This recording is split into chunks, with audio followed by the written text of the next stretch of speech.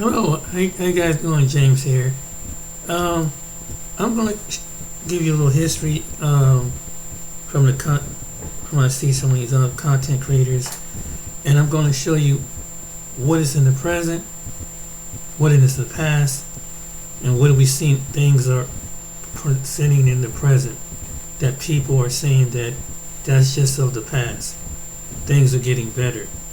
Maybe in some cases it is, but let's see what the video will say.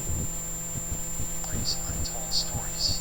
Your support helps us create in-depth content, bring hidden narratives to life, and keep history alive for everyone. It was a warm June day in 1892. In the heart of New Orleans, a train quietly chugged along the tracks, unaware that its journey would stir the deepest contradictions within the American soul. Inside one of its cars sat a man named Homer Plessy, dignified and fully aware of the gravity of his quiet rebellion. He was 7/8 white, 1/8 black by the state's racial laws, but in that moment, he was all African American in the eyes of segregation. As he refused to vacate his seat in a whites-only railroad car, a social and legal avalanche was set into motion that would eventually reach the highest court of the land. That single act of defiance, orchestrated by activists, would culminate in the Supreme Court's infamous ruling in Plessy versus Ferguson in 1896, enshrining the doctrine of separate but equal and giving constitutional sanction to decades of legalized racial segregation. This was not merely a case about seating arrangements on trains. It was about the very fabric of the American experiment. It was about whether the constitutional promise of equality extended beyond ink on parchment into the lived experiences of Black Americans. The ruling would shape the trajectory of race relations, civil rights movements, and public policy for more than half a century.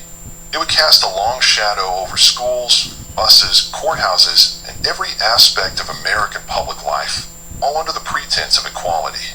Understanding Plessy versus Ferguson is to peer into the historical machinery that fortified white supremacy under the cover of legality, to witness how the law can both protect and oppress, elevate and marginalize. To understand the importance of Plessy versus Ferguson, one must first grasp the post-Civil War landscape in which it emerged. The United States, following the abolition of slavery through the 13th Amendment in 1865, faced a monumental challenge: how to integrate millions of formerly enslaved African Americans into the political, economic, and social life of the country. The Reconstruction era, 1865 to 1877, initially offered a glimmer of hope. Federal troops enforced civil rights in the South, black men voted and held public office, and progressive legislation like the Civil Rights Act of 1875 sought to eliminate racial discrimination in public accommodations. You know what they say. Get out, put in. Accommodations. But this period of tentative racial progress was met with fierce resistance. White Southerners, unwilling to relinquish their dominance, began to systematically dismantle Reconstruction efforts. By 1877, the federal government had withdrawn its troops from the South in a political compromise, leaving African Americans vulnerable to state-sanctioned discrimination and violence. Southern states swiftly enacted Jim Crow laws, named after a minstrel show caricature of a black man, to codify racial segregation in all aspects of public life. Black citizens were increasingly restricted in schools, on trains, in restaurants, theaters, and even cemeteries. The legal challenge mounted in Plessy versus Ferguson was a response to this new racial regime. But it was not spontaneous. It was meticulously planned by a group of black and Creole activists in New Orleans known as the Citizens Committee to test the constitutionality of the separate car law. Their goal was to challenge Louisiana's 1890 Separate Car Act, which required separate railway accommodations for white and black passengers. They selected Homer Plessy, a man who could pass for white but was legally considered black under Louisiana's one-drop rule, as their plaintiff, hoping that the ambiguity of his appearance would expose the absurdity of the law. But the justices of the Supreme Court would have other ideas. Homer Plessy's arrest on June 7, 1892, was not a surprise. It was, in fact, arranged in advance. The Citizens Cousins' committee had worked with a private detective to ensure that Plessy's challenge would result in his arrest under the Separate Car Act. Plessy was charged with violating the law by sitting in a whites-only car and refusing to move. The legal battle began in state court, where Judge John Howard Ferguson ruled that Louisiana had the authority to regulate railroad companies operating within its borders, including segregating passengers by race. Plessy's legal team appealed, arguing that the Separate Car Act violated the 13th and 14th Amendments. The 13th Amendment, they argued, was violated because segregation was a badge of slavery, and the 14th Amendment was violated because it guaranteed equal protection of the laws. When the Louisiana Supreme Court upheld Judge Ferguson's decision, Plessy and his attorneys took the case to the U.S. Supreme Court, where it was heard in 1896. What followed was a decision that would stain the American legal tradition for generations. On May 18, 1896, in a 7-1 decision, the Supreme Court ruled against Plessy. Justice Henry Billings Brown, writing for the majority, declared that the Louisiana law mandating racial segregation on trains was constitutional. Brown argued that segregation did not in itself constitute unlawful discrimination. In the now infamous words of the opinion, the court stated that laws permitting, and even requiring, the separation of the races in places where they are liable to be brought into contact do not necessarily imply the inferiority of either race to the other. This assertion was deeply disingenuous. The very premise of the law, enforced physical separation based solely on race, rested on assumptions of white superiority and black inferiority. But the court avoided confronting the racial reality behind segregation. Instead, it introduced the doctrine of separate but equal, asserting that as long as separate facilities were provided for each race and were equal in quality, such segregation did not violate the 14th Amendment. Justice John Marshall Harlan issued a lone and fiery dissent. A former slaveholder turned civil rights advocate, Harlan condemned the majority's reasoning, warning that the decision would become as infamous as the Dred Scott ruling. In a line that echoed through history, he wrote, "Our Constitution is colorblind and neither knows nor tolerates classes among citizens." He saw segregation for what it was, a state-imposed caste system. Harlan's dissent would later serve as a cornerstone for the civil rights movement. The consequences of Plessy versus Ferguson were swift and devastating. The decision gave legal sanction to a rapidly expanding system of racial apartheid in the United States. States across the South, and even some in the North, passed an avalanche of laws segregating schools, public transportation, restrooms, restaurants, water fountains, libraries, and more. These laws were enforced by both the state and private citizens, often backed by the threat of violence. The separate but equal doctrine was a legal fiction. In practice, facilities for Black Americans were almost always inferior, if they existed at all. Black schools received a fraction of the funding of white schools. Hospitals, buses, and public parks were often grossly unequal. African Americans were denied access to basic public services, economic opportunities, and political participation through literacy tests, poll taxes, and outright intimidation. Most people have no clue that in 2025 there's another way to... Now that was the past, right? We clearly see that was in the past. That was centuries ago. That was a long time ago, right? But guess what? There's some people that still wanted to go back that way. Check on this next story. Shout out to Temperature Publishing. I'm going to show you what this teacher did in 2025. Well, Conyers Elementary School is now responding after our reporting reveals segregation-era signs had been placed above water fountains and in common areas. 11 Alive was the first station to bring you this story. The signs raising concerns with a family after a 5th and 1st grader saw them in the hallways at Honey Creek Elementary School and were left to feel hurt and confused. 11 Alive's Angelina Salcido sat down with that family yesterday. She's joining us now from the newsroom. Angelina, this mother says she only got answers here after you told her story. Yeah, and all she was asking for was some sort of notification that this had happened to be sent home to parents and an explanation as to why this happened. That email finally came from the principal just after 1 p.m. today. God is good. That's all I'm gonna say. Remaining positive. Even though it was a week later, we finally got that communication out to parents so that they are notified and aware of the situation that occurred. Nikisha is breathing a sigh of relief. Her actions weren't in vain. Every action we take should be for the betterment of our children, and that's my goal. That's why she spoke out for her 7-year-old daughter and 10-year-old son Kingston when they asked questions about why whites only and coloreds only signs were up around school. I thought it was like racist, and I thought nobody should feel that way, that type of way. Like they shouldn't belong in certain areas because of their skin color. What has it been like for you to see your mom speaking out for you? I feel like she's powerful, and I really thank her about it.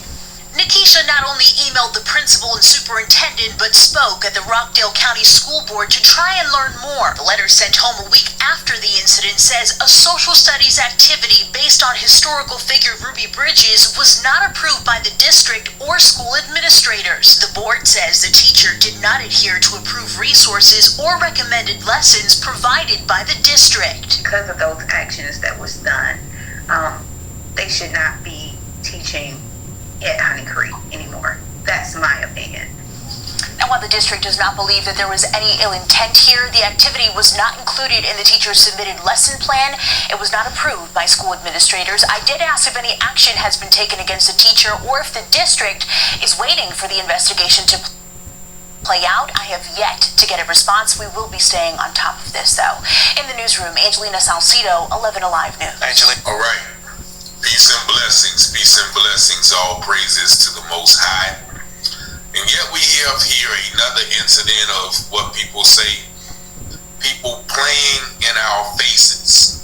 This incident happened a couple of days ago at Honey Creek Elementary School in Rockdale County, Georgia. Now, Rockdale County is surprisingly a majority black county.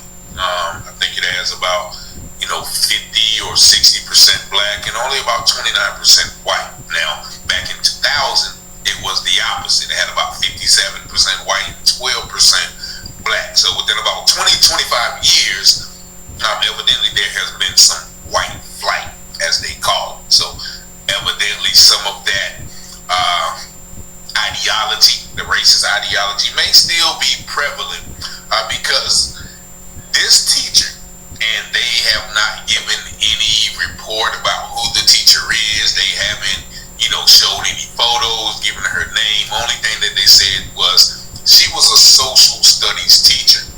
Now, this teacher felt it okay to put colored only signs on water fountains and whites only signs at the nurse office and various other places around the school. So much so that when the young black boy started, I think his name is Kingston, he immediately knew that something was wrong.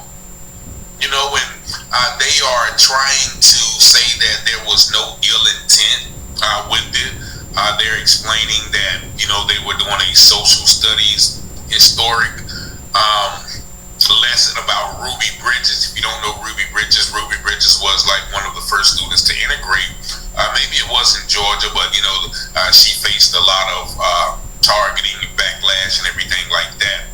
And I remember my daughter learning about her in school, but they definitely didn't take it that far to try to reenact the racist conditions around the school unknowingly to the students, but most of all to the parents. And what is most disturbing about this is, as Nikisha said, the child's parents is, they only responded, they only notified it, they only acknowledged that the event happened after the news got involved. So now they're trying to get ahead of it. If it was not anything that was ill-intended, then why once the mother made the complaint, then it wasn't notified, hey, this happened, it wasn't, it wasn't any ill intent. Please, if we've offended everybody, we're terribly sorry. But that's not what happened. They had to get 11 Alive on your side involved for the school district to even announce that this happened. But also according to the school board, and actually the school board superintendent, I think her name is Shirley Chesser, beautiful black woman there, you see, she... Go Guardian Beacon alerts responders when a student is at risk of self-harm, suicide, or potential harm to others. Beacon has... I think her name is Shirley Chesser, beautiful black woman there, you see, she spoke up about it. I'm not going to play some of the meeting that I heard, but she addressed it, and she said that that curriculum was not approved. It was not a part of their standard lesson plan, and the teacher did not get permission to do that. So if it is not, then why is this teacher not being disciplined? Why is this teacher not being outed? Because evidently the kid knew it was wrong soon as he saw it. They said that she said, we just came back from recess and we were going through the cafeteria, Kingston recounted. I was going to get water, and over the waterfront, my friends told me to look up. There was a note, it said coloreds only. Now, he didn't even see the note. He was drinking, and I think the mother said, I'm angry because my son was drinking out of a water fountain that says coloreds only. And Kingston said that after reporting the sign to a teacher, it was taken down immediately. The teacher asked him and his friends who put the sign up, but nobody knew because they had just gotten back inside from recess. His experience didn't end there. He said he saw another sign, whites only, by the nurse's office. Kingston says, and my little sister saw more signs too. They weren't just in one place. The situation left Kingston feeling alienated and confused. I felt kind of offended and awkward because there's not just black people in our school, there are also white people and other races. It made me feel like we were being separated by race. After hearing what happened, Nikisha, the mother, contacted the school officials. It took me back. I was like, what's going on? Immediately after getting the details from my children, I sent an email to the principal and the superintendent. Now, the principal responded, thanking for her concern, and confirmed that the incident would be investigated. Nikisha also received a phone call from the superintendent. Now, that once again was how the mother found out. Her children had to let her know. Now, of course, the school is saying, they do want to, apologize because all of them were offended. The Rackport County Board of Education said the lesson in question was not aligned with the district's approved curriculum.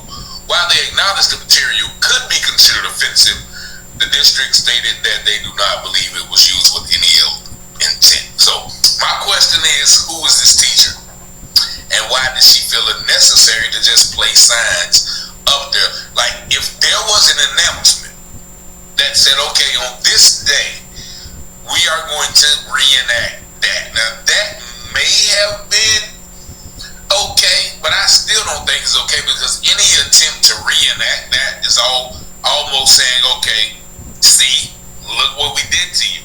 Look how bad it was for you. That's why I really dislike hearing the integration and the shed blood on Selma stories, and somebody hit me with a rock and I bled, and I got spit on, and they turned hoses on me. That's nothing to glory about, in my opinion. As Judge Joe Brown said, there's nothing noble about letting somebody beat you on the head, until they get tired, get tired, and some other white person steps in because they feel sorry for you. He said that's not resistance. That's just getting your ASS kicked. You know what I mean? And I felt them on that. Like, I don't like it because they don't tell the stories about the Red Summer, about how them brothers came back from Vietnam, and when, they were getting attacked, they started picking people off. They said, nah, we don't.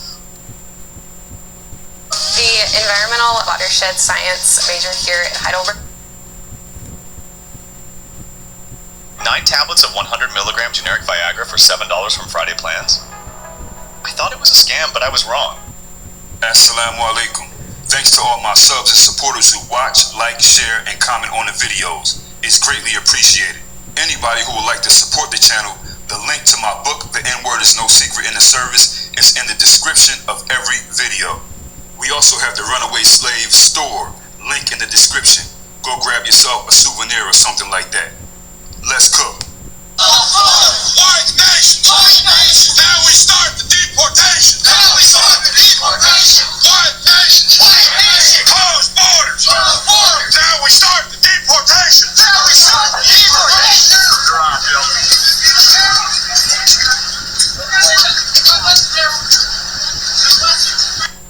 Stupid white Americans just being racist up to their typical goofy behaviors. Just like these guys right here, we're going to talk about these firefighters who chased a black co-worker with a noose. These dudes were just charged, okay? Big shout out to Sunflower for inspiring this video. This went down in the horrible state of Delaware. We have some white guys here having good old boy fun, and they were just arrested like 2 weeks ago. The Delaware State Police went in and arrested two white American men, 27-year-old Jay Droney, he lives in a place called Millville, and 23-year-old Jordan Hastings. He lives in Delmar, Delaware. After a hate crime investigation, you can look at these dudes' eyes. They got that real hardcore cracker look, okay? What did they do?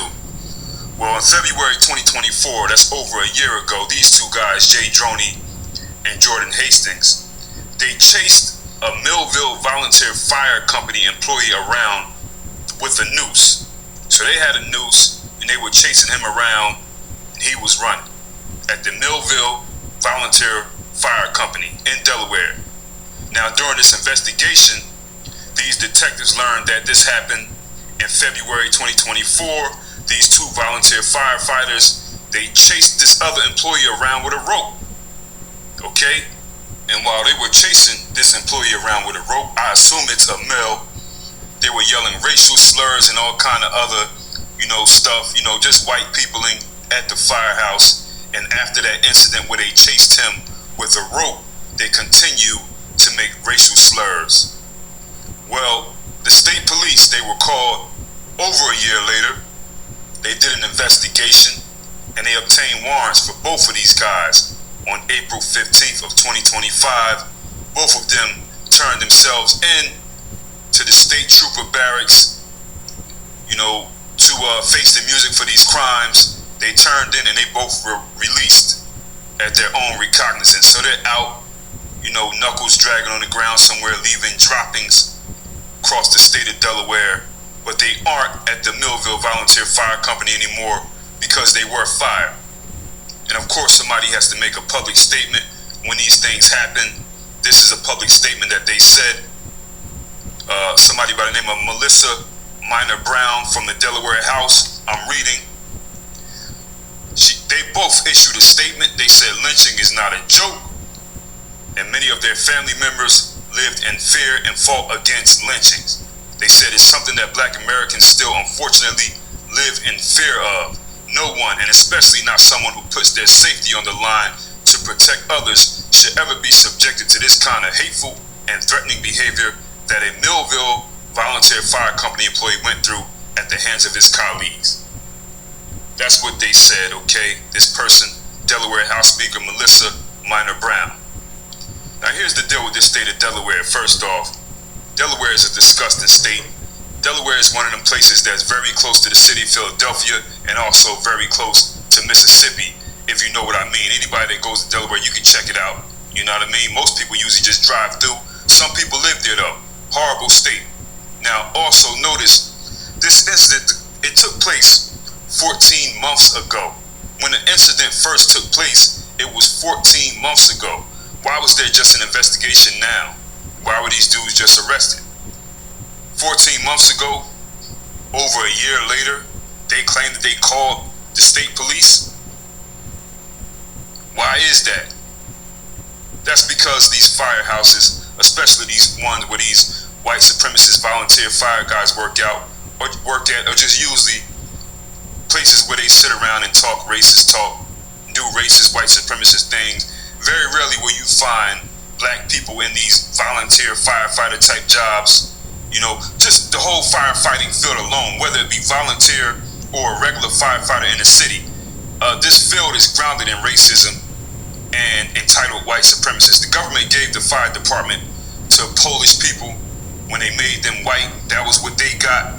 Not saying that all firefighters are Polish, but at one time most were, and most of the high-ranking people through the years in the major cities, if you notice, in the fire departments will be usually Polish, because that's what the government gave them when they made them white. One of the things, okay?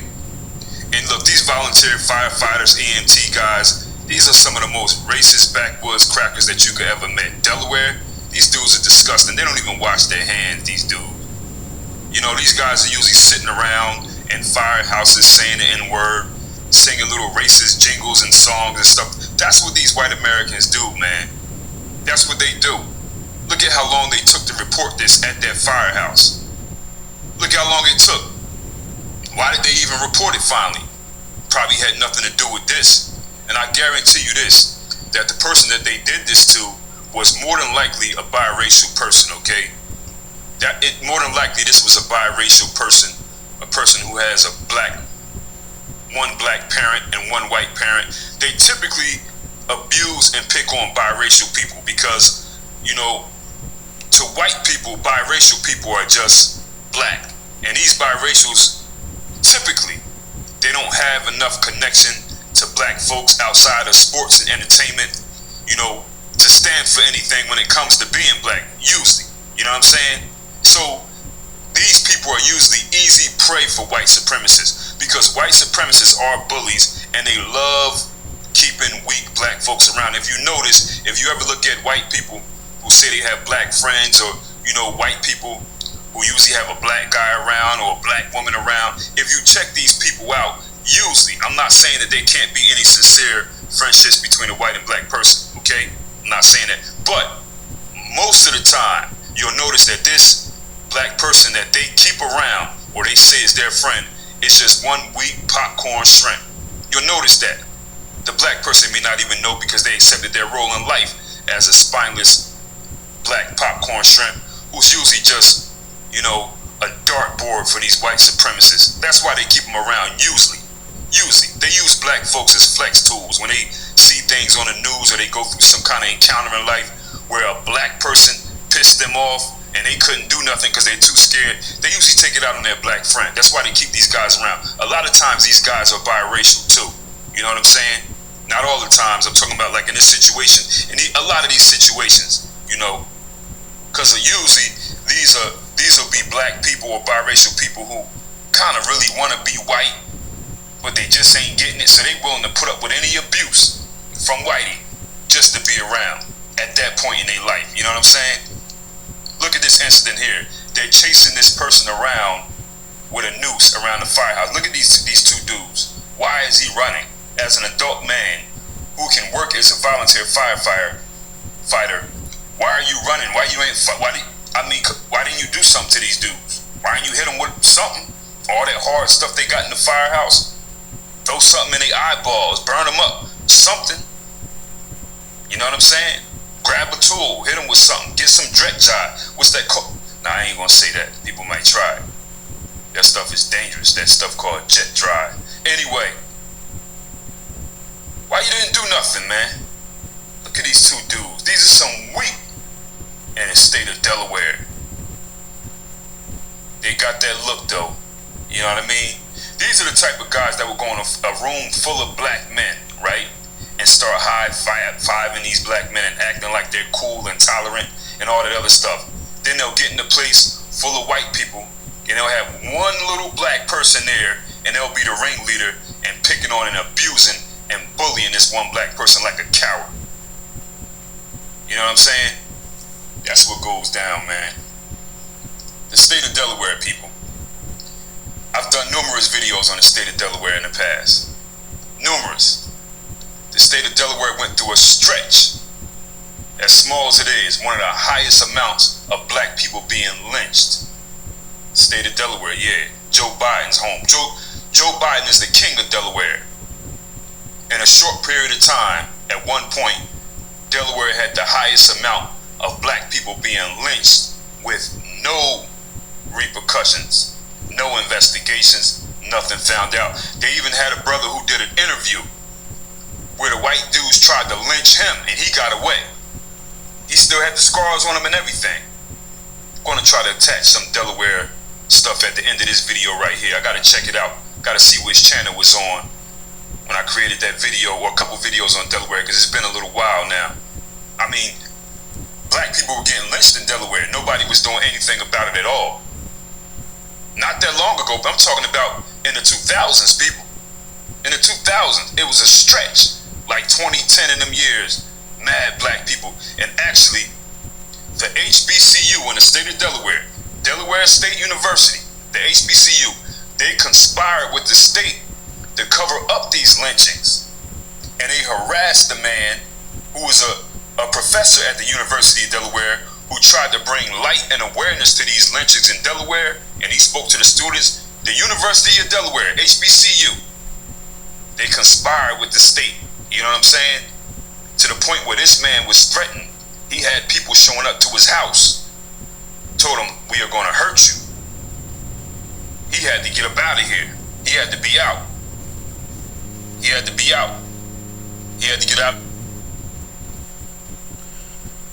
So some people say, "Oh, well, that was up there," but this next video is gonna really kind of piss you off. What this woman says. Shout out to Phil, I think, on his channel, Phil Scott.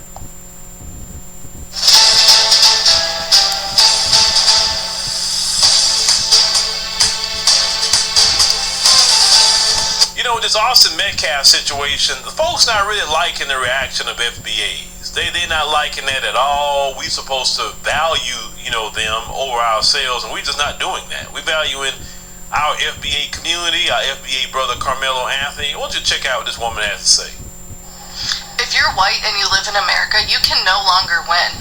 You can't have things, you can't do things without somebody saying you are racist. And I am so over the double standard. It is insanity, especially with the whole Carmelo and Metcalf thing going on. Like, that black boy murdered the white boy. If it was reversed and the white guy got his sentence taken down and he was able to get out on bail, you know what they would scream? White privilege. They would say it was white privilege because it was a white person that killed a black person and they're getting white privilege treatment. But what is it when it's a black person that kills a white person? What is it then? The fact that the certain group of people have made this whole white versus black to the extreme is so ridiculous. So ridiculous. See, what they want the civil rights generation. Oh, we just gotta forgive and we gotta pray for them that they be better. And today you're like, man, hell no, they can go to hell. That's really what FBAs is on now. They're not used to that. They're not used to us prioritizing ourselves. They're not used to us financially coming out and supporting one of our brothers that's trying to be railroaded by this system. They're not used to that. They're whining that they can't be openly racist without consequence. Listen, you want to be openly racist, do you? But it's going to be a consequence to it. That's it. All that, well, if I did it or a white person did it, yeah, it's just like that. 100%. You're right. If you did it, it's going to be a problem. And you earn that kind of reaction too by the things that you have done in your community, ma'am. Maybe you shouldn't be trying to say things that's anti-black racist. Why don't you just be a good person and live your life? The Austin Metcalf thing had nothing to do with you. You didn't do nothing with that. Austin Metcalf should have kept his hands to himself and he'd be alive right now. When you being a bully to people, sometimes the person you bullying may strike back. And Carmelo Anthony struck back one time. And Austin Metcalf is no longer, in this world. You can't go around putting your hands on people. Y'all sit up here and celebrated Kyle Rittenhouse. Y'all celebrated Daniel Penny. So don't say that now. The time for you to say all what you're saying right now should have been with Kyle Rittenhouse and Daniel Penny. Y'all the ones set that temperature like that. But then when you get a little taste in your own medicine, now you're crying. I don't want to hear it. I don't want to hear it at all. Be quiet. No sympathy for me. Definitely for sure. Y'all had nothing to say when it was black folks losing their lives. But it's one of your own, and now you crying. The first signs of sciatic nerve decay may surprise you. Most people don't know this, but... Okay, I'm gonna stop it right here. Why did I show that video at the beginning? Because unlike when someone come across my video, they ain't been getting many views because there's too much truth in it. And the way I kind of show it, that there's a double standard. And some people are going to find this video offensive that I come across. But truth is truth. And people don't like the truth. And if it means that they have to face it on their own. We have a society that don't want to take accountability. We have a society that says just the past. We have a society that says that why did that other group of people want to keep the past, but yet you see the predator is preying on the prey mentality. Notice that it wasn't the black people that wasn't doing it from the law. They didn't exercise for law. Notice it wasn't a black person with the situation in Louisiana on the second video. Notice it was a black person, but that didn't. What caused the white guys to chase him around with the noose? That caused them to do that. And even though these are 4 different scenarios, 3 or 4 different states, but it's a thing that go throughout America. This is what they all have in common. And this is the reason why that first video, why they target the African American Museum. But what Donald Trump and them don't understand, and people like him don't understand, is people that look like Donald Trump that keeps black people on a subtopic, because there's a segment of people who are white, some continue with this behavior. As it means sarcastic or jokingly. Imagine that. And it's passed down from generation to generation. So we don't want our children to know about this. Then why is that the children are acting out in this generation towards another child based on their ethnic background? If you don't want the children to know about it. You see how naive we are in America? We're naive. We're very naive. Think that's going to go away if we don't talk about it. But that doesn't mean the victim of it. If you stop talking about it, it'll go away. If you, like Phil would say, if you just have to pray about it, it'll go away. It's not going away. Some people like to keep it going.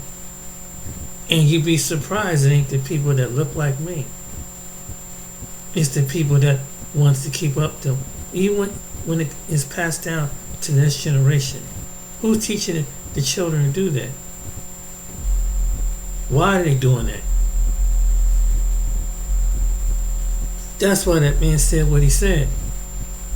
Who's teaching them this stuff? Do America really want to move on? Do we really want to heal?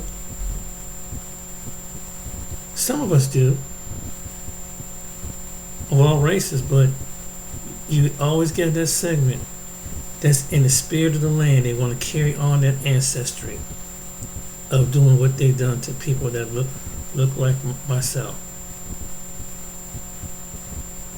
And they can't figure out why in certain time it has flipped. And now what they will do, God is issuing justice because there's the Most High God see what's really going on.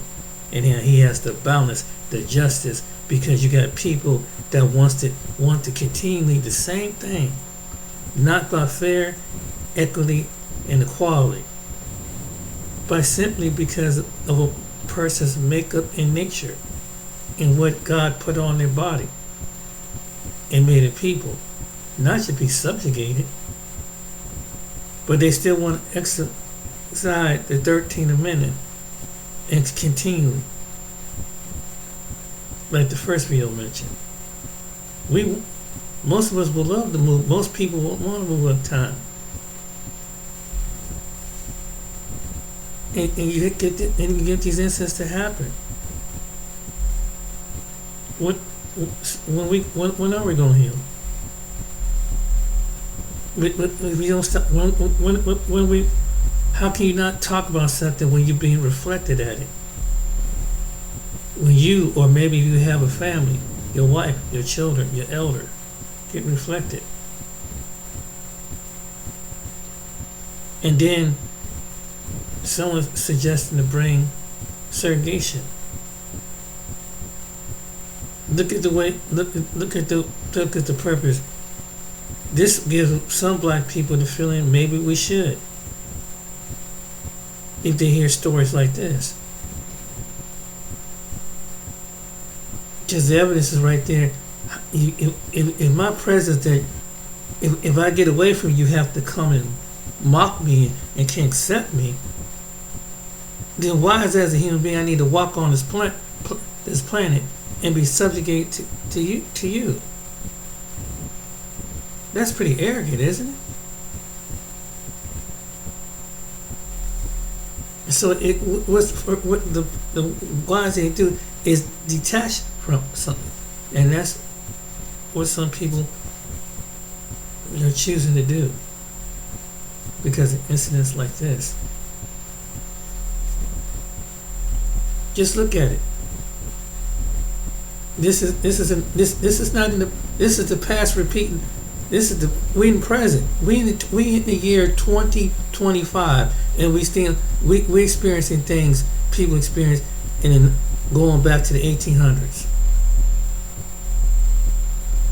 And I mentioned this, and I said it's a spirit. America has a spirit of racism in this land. That's one thing that goes right along with it. And it's come back to bite us. And all of us, as in this country. Because it's one of the things that we can't, how we supposed to come on a home front and deal things on a home front, we can't get our home front together. How can we tell another nation, another country what to do when we don't have our stuff together? And could you imagine how embarrassing that is? That there's some people that maybe had different divisions among ethnic backgrounds, religion, and certain places that understand that there's other people they got common sense. Let's work together. Let's put this pettiness aside.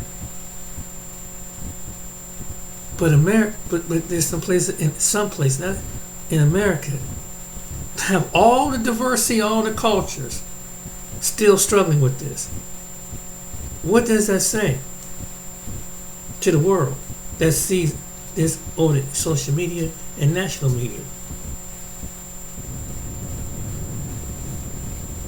And the delusion of us being together, sports team, music, and whatever, is only a small segment of people that really can get along with each other. But it's the grander mass, seem like it's the subconscious that they still can't. It's envious, jealousy that led this between the races. We have to subdue this. We got to prevent this because we don't like to compete with this. And not only that, we did it here, We have take this spirit and show it in different parts of the world. When it comes to other people that don't look like the demographic of people that should look like whiten it out. In other countries, and other people starting to catch on. See, you can't keep putting on the smoke for too long. It's gonna come back and bite you in the butt, and it's gonna bite a way of life, and then we keep going in this direction. That's why we're going downhill. And when we gonna stop blaming somebody based on skin, ethnic, religion, handicap, sexual orientation? We're not. Because someone always had to find something that it goes by the old schoolyard saying, I'm the assignment and I tell you what I think. If it don't feel the way I do, it's as Simon says. And that's what some people with that mindset and these forebears that did this to these black people from the beginning to now continue. That's the problem. So, what's going to be the solution?